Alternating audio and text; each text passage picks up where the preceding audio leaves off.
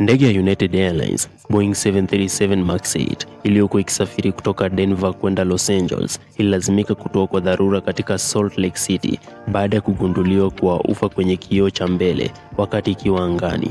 Tukio hilo ilitokea Oktoba 16 mwaka 2025 wakati wa safari UA1093 ambayo ilikuwa na abiria 140 pamoja na wahudumu.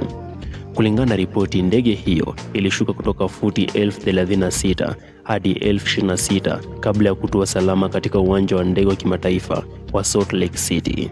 Abiria walihamishwa kwenye ndege mbadala ya Boeing 737 Max 9 kukamilisha safari yao hadi Los Angeles, ingawa walichelewa kwa takriban saa 6. Wadau wa anga wameelezea kuwa chanzo cha tukio hilo huenda kilikuwa ni taka za anga, yani space debris, au kimondo kidogo kutokana na alama za kuchomeka na athari zilizoshuhudiwa kwenye kioo hicho. Ingawa madai hayo hayajathibitishwa rasmi, yanawakilisha tukio la nadra sana katika historia ya usafiri wa anga.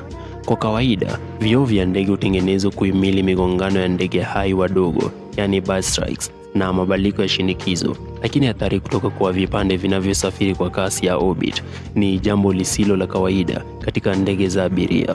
Hakuna udhibitisho rasmi uliotolewa kuhusu chanzo cha uharibifu huo. United Airlines imeripoti kuwa hakuna majeraha makubwa zaidi ya michubuko midogo aliyopata rubani na uchunguzi unaendelea. Katika hali ya kawaida, ufa kwenye kioo cha ndege husababisha mabadiliko ya njia ya safari na ukaguzi wa kawaida, mara nyingi kutokana na mabadiliko ya joto au msongo wa kiufundi. Hata hivyo, uwepo wa alama za kuchomeka katika tukio hili umeibua kitendawili ambacho mamlaka za anga zinatarajiwa kulichunguza kwa kina.